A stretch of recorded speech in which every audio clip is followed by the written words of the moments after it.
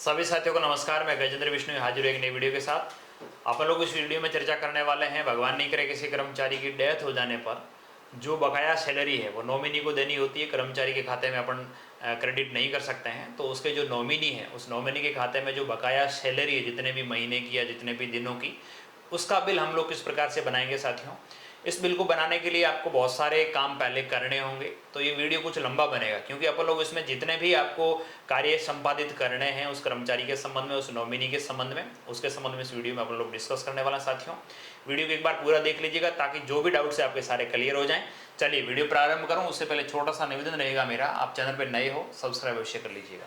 चलिए हम लोग देखते हैं कि सबसे पहले आपको एचओ रोल में जाना है क्योंकि कुछ काम एचओ रोल से करने हैं, फिर ही हम लोग डीडीओ रोल में पहुंचेंगे। आईएफएमएस पे कौन से रोल में कौन सा काम होना है ये हम लोगों को पहले ज्ञात होना जरूरी है। हम लोग एचओ रोल में पहुंचते हैं, यहाँ पे जाकर के आप लोग एम्प्लॉय मैनेजमेंट में जाएंगे और उस कर्मचारी के पहले स्टेटस जो रेगुलर या एक्टिव है उस स्टेटस को डेथ के अंदर कन्वर्ट करना पड़ेगा। आप लोग क्या करिएगा, एम्प्लॉय मैनेजमेंट, इसके अंदर एम्प्लॉय मॉडिफिकेशन और इसमें सर्विस डिटेल। आप लोग सर्विस डिटेल पे क्लिक करेंगे, जो भी कर्मचारी जिनकी भी डेथ हुई है आप लोग देखेंगे सभी के एक्टिव रेगुलर वगैरह सब कुछ लिखा आ रहा है। जिस भी कर्मचारी का आप मॉडिफिकेशन करना चाह रहे हैं आप मॉडिफाई पे क्लिक करेंगे।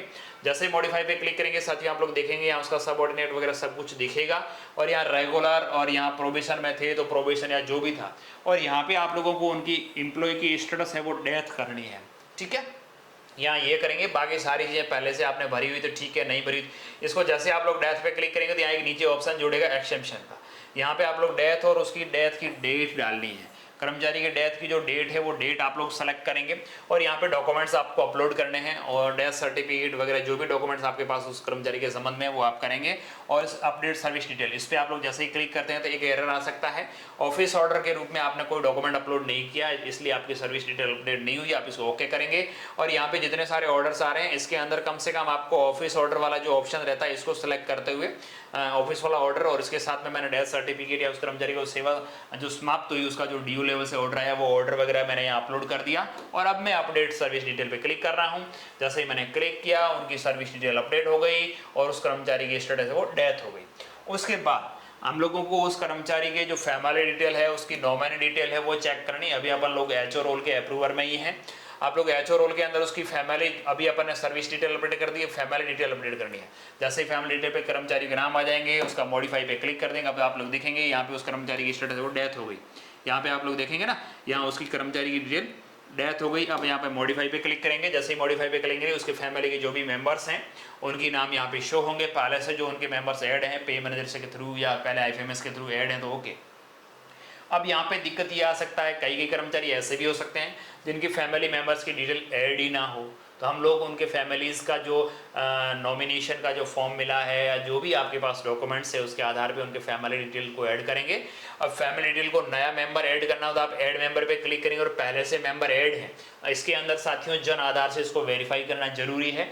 आप पहले से ऐड हैं तो यहाँ जो आपके सामने पेंसिल का निशान दिख रहा है इस पर क्लिक करेंगे। इस पर क्लिक करते ही देखेंगे साथियों क्या होगा, इस पर हम लोगों ने जैसे ही क्लिक किया तो उस कर्मचारी के जो रिलेशनशिप में हैं जो फैमिली मेंबर्स उनकी डिटेल, जैसे इनके फादर हैं उनकी डिटेल आ चुकी। जिस कर्मचारी की डेथ हुई जिसका हम लोग बिल बना रहे हैं वो अनमैरिड थे इसलिए उन्होंने अपने नॉमिनेशन के रूप में फादर को सिलेक्ट कर रखा है। जो मैरिड हैं उन्होंने अपनी पत्नी को या अपनी माँ को या जिसको भी नॉमिनेशन के रूप में हो सकता है वो एक से ज़्यादा दो लोगों को 50-50% के रूप में नॉमिनेशन रखना चाहें। हो सकता है वो लोग कभी कभार ऐसा भी विवाद हो जाए कि वो मम्मी पापा दोनों, उस कर्मचारी ने खुद ने तो कोई नॉमिनेशन सेलेक्ट नहीं किया था, अब डेथ हो जाने के बाद उसके जितने भी बेटे हैं, कोई बड़ा कर्मचारी है मैरिड था उसके जितने बेटे हैं पत्नी है उन सभी का नॉमिनेशन रखना चाह रहे हैं। जो भी हो वो जो फिलहाल जो परिवार के मेंबर चाहें उस प्रकार से आपको उनके शपथ पत्र के आधार पर नॉमिनेशन सेलेक्ट करना है। अब जैसे उसका मैंने यहाँ पे जन आधार नंबर डाला, जन आधार नंबर डालते उनके मेंबर आईडी में से उस व्यक्ति को सेलेक्ट करना है जिसका ये डिटेल है, फादर के रूप में जिनका नाम है उनको सेलेक्ट किया, उनकी डिटेल्स आ गई। यहाँ पे साथियों आप लोगों को देखना है वो मैरिड है या अनमैरिड आपको सेलेक्ट करना है। फिजिकली डिसेबल्ड यहाँ पे ऑटो सेलेक्ट में यस आता है, आपको यहाँ पे नो करना है यदि वो फिजिकली डिसेबल्ड यानी CWSN या विकलांग या दिव्यांग नहीं है तो आप लोग नो पे रखेंगे। यदि वो गवर्नमेंट एम्प्लॉय हैं वो कर्मचारी जो नॉमिनेशन है जिनको नॉमिनी बना रहे हैं जिसको फैमिली मेंबर्स में और भी कोई व्यक्ति यदि गवर्नमेंट कर्मचारी एम्प्लॉय आईडी में यस करना है वरना नो करना है। उसके बाद गवर्नमेंट एम्प्लॉय है तो यस करेंगे और उसकी एम्प्लॉय आईडी आपको डालनी है। अब वो गवर्नमेंट सर्विस में नहीं है उसका नॉमिनी, तो आप लोग यहाँ पे उसका पैन कार्ड नंबर डालना है। उस व्यक्ति का पैन कार्ड नंबर डालना कंपलसरी है साथियों, क्योंकि 50,000 से ज़्यादा का पेमेंट आने पर बिना पैन कार्ड के वो पेमेंट प्रोसेस नहीं हो पाता है। इसलिए आपको ध्यान रखना है कि जो भी नॉमिनी बन रहा है उस नॉमिनी का पैन कार्ड नंबर अपने पास होना जरूरी है, और उसका पैन कार्ड, आधार कार्ड, ये दोनों चीज़ें एक जैसे मिलान हो। आपको जन आधार की पहले KYC भी उसकी संपादित करवा देनी है, ताकि उसका Jan Aadhaar, bank detail, pan card, ये सारी चीज़ें समरूपता हो जाए, नाम एक जैसा हो जाए। आपने यहाँ पे पैन कार्ड नंबर डाला और अपडेट किया, तो उसके जो नॉमिनी हैं उनकी डिटेल यहाँ पे देखेंगे। मैंने दोनों का, फादर और मदर दोनों की डिटेल्स को अपडेट कर दिया, ये सारी चीज़ें अपडेट हो गई। फैमिली मेंबर्स को अपडेट करें या ऐड करेंगे तो भी साथियों आपके सामने जब ऐड करेंगे तो यहाँ पे जन आधार नंबर डालते ही सारी चीज़ें वही आएगी। आपको ये इसी प्रोसेस को अपनाना है। अपडेट पे क्लिक करते हैं या ऐड पे क्लिक करते हैं, आपको जो भी मेंबर्स हैं उनको ऐड हो गया।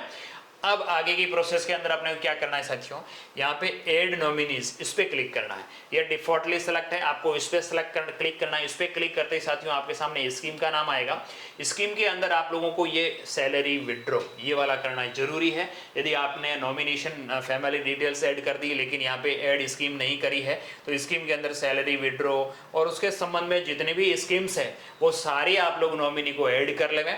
अब जैसे ही मैंने यहाँ सैलरी विड्रॉ पे किया, किस करना जा रहा हूँ, यहाँ पे जो उनके फैमिली मेंबर्स में, जैसे इनके फैमिली मदर फादर दोनों ऐड है तो दोनों के नाम शो होंगे। जिनको मैं बनाना चाह रहा हूँ, जैसे फादर है, जिनका नाम सेलेक्ट किया वो उनसे फादर है। और शेयर होल्डर्स, उनको कितना परसेंटेज देना चाह रहे हैं, 100% देना चाह रहे हैं या 50%, जो भी देना चाह रहे हैं 100% आपको टोटली करना है।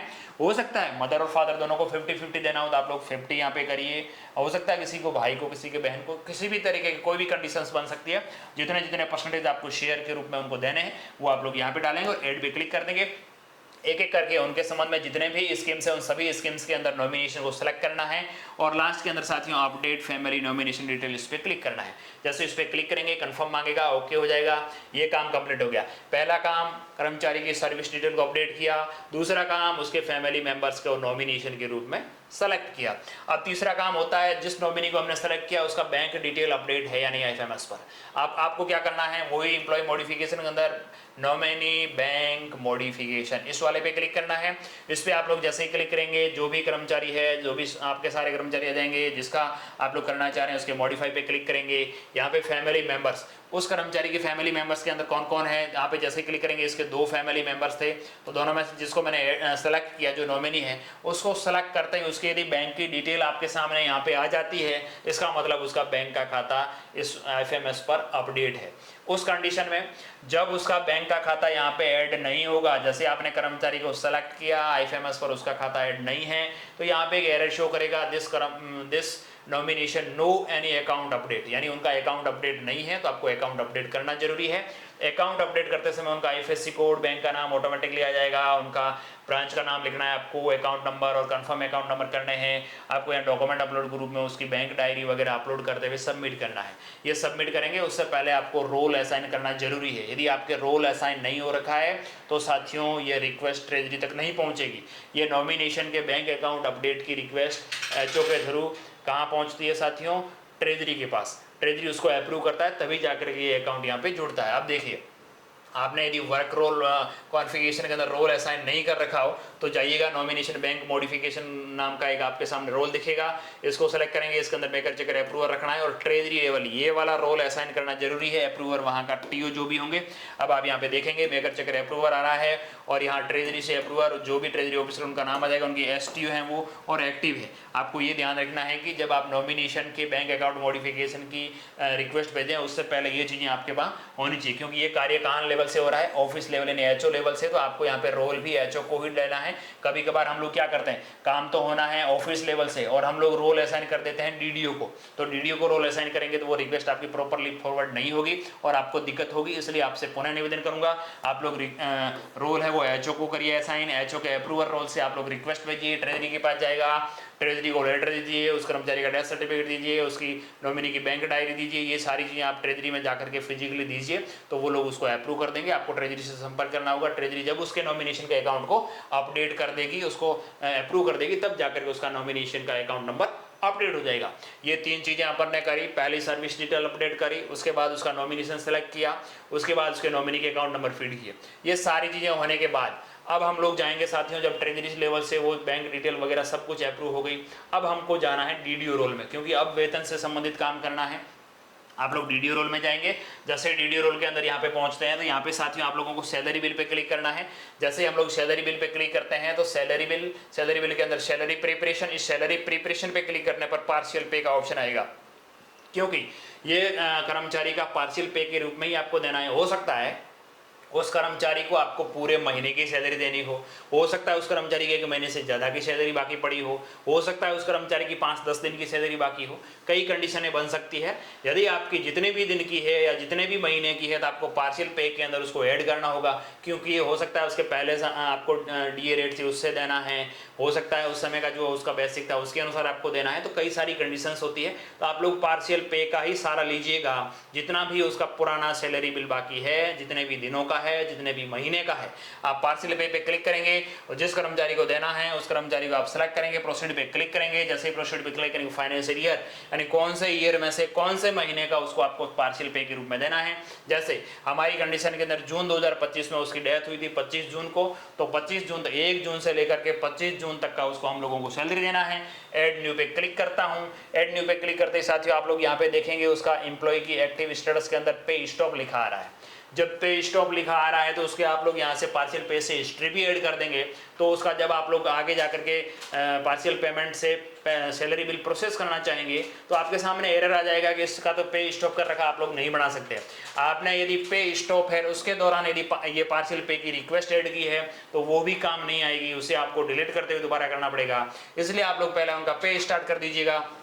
वही कहाँ से होगा, स्टार्ट सैलरी से, सैलरी प्रिपरेशन के अंदर स्टार्ट सैलरी के अंदर जो कर्मचारी है, जैसे हमारे ये कर्मचारी इनकी डेथ हो रखी है, इनका हमने पेमेंट स्टॉप कर रखा था, तो यहाँ स्टार्ट वाले पे क्लिक करता हूँ। स्टार्ट वाले पे क्लिक करते उस व्यक्ति का नाम आएगा, यहाँ पे सबमिट पे क्लिक करूंगा। सबमिट पे क्लिक करते रिमार्क पूछेगा, लास्ट सैलरी टू नॉमिनी, मैंने रिमार्क लिख दिया, आप चाहें तो रिमार्क लिखें या ओके लिखें, कुछ भी लिख सकते हैं। सबमिट पे क्लिक करेंगे। जैसे ही सबमिट पे आप लोग क्लिक करते हैं साथियों देखिए उसका कन्फर्मेशन मांगेगा, कन्फर्म होगा, उसका सबमिट सक्सेसफुली हो गया। अब साथियों उसका पे स्टार्ट हो गया। अब हमें वापस वही पार्शियल पे के अंदर उसकी ऐड करनी है, वही उस कर्मचारी को सेलेक्ट करना है, वही फाइनेंशियल है, वही मंथ सेलेक्ट करना है। जैसे हम लोग मंथ सेलेक्ट किया, ये अब देखिए अब पहला ऑप्शन आया एंटर डेट रेंज, किस डेट के तहत आप उनका पेमेंट बनाना चाह रहे हैं। जैसे हम लोग उसका 1 जून से लेकर के 25 जून का, तो आपको पहले 1 पे क्लिक करना है, फिर आपको 25 पे भी क्लिक करना है, दोनों जगह 1 पे करके 25 पे। कई साथी क्या करते हैं 1 पे क्लिक करके साइड में क्लिक करते हैं तो वो 1 दिन का ले लेता है। तो आपको डेट रेंज दोनों सेलेक्ट करनी, 1 तारीख से लेकर के 25, 26 या जो भी तारीख बन रही हो। यदि किसी को पूरे महीने का देना है तो आप लोग 30 तारीख तक या 31 तारीख जो भी है उस पर क्लिक करेंगे। जैसे ही मैंने देखिए 1 जून से 25 जून तक बनाना है, ऑटोमेटिक नाम आ जाएगा, उसकी एम्प्लॉय की स्टेटस यहाँ पे डेथ होनी चाहिए। यदि ये डेथ नहीं लिखी आ रही है, एक्टिव लिखी आ रही है, तो आप गलत कर रहे हैं, नहीं हो पाएगा नॉमिनेशन को पेमेंट। यहाँ पे एक्टिव होनी चाहिए, पे स्टॉप की जगह अब एक्टिव हो चुका, उनका पद वगैरह सब कुछ आ गया, ऑब्जेक्ट हेड आ गया, रीजन क्या है, क्यों दे रहे हैं उसका रीजन आप लोग लिख सकते हैं। यहाँ पे डिफॉल्टली आप लोग देखेंगे इसमें टिक नहीं आएगा और इस डिडक्शन वाले के अंदर टिक किया हुआ आएगा। यहाँ पे आप लोगों को ये देखना है साथियों उस कंडीशन में क्या होगा। देखिए कई हो सकते हैं हाफ पे भी आपको देना पड़े, छुट्टियों पे था या उसकी स्टडी लीव दी या किसी प्रकार का कुछ भी हो सकता है। अब आपको यहाँ पे ध्यान ये देना है कि यहाँ इसको सेलेक्ट करना है। सेलेक्ट क्यों करना है कि उसकी जो करंट सैलरी थी उस समय की, उस करंट सैलरी के अनुसार उसका जितना बेसिक DAHR है वो बनाना है। हमारे कंडीशन ऑफ प्रोविजन में है एम्प्लॉय, और उनकी कटौती नहीं करनी है क्योंकि उनका GPF क्लेम हम लोग कर चुके हैं, उनका SI भी क्लेम कर चुके हैं, यानी उनकी सारी चीज़ें बंद हो चुकी है। यदि उस कर्मचारी का आपने अभी तक GPF क्लेम नहीं किया है, आप लोग चाह रहे हैं उसका GPF भी कटौती हो, उसका SI भी कटौती हो, आप लोग कर सकते हैं, लेकिन मेरे हिसाब से नहीं करना चाहिए क्योंकि उस कर्मचारी की डेथ होने के बाद सारी चीज़ें ऑटोमेटिकली बंद हो जानी चाहिए। तो यहाँ पे इसको हटा देंगे।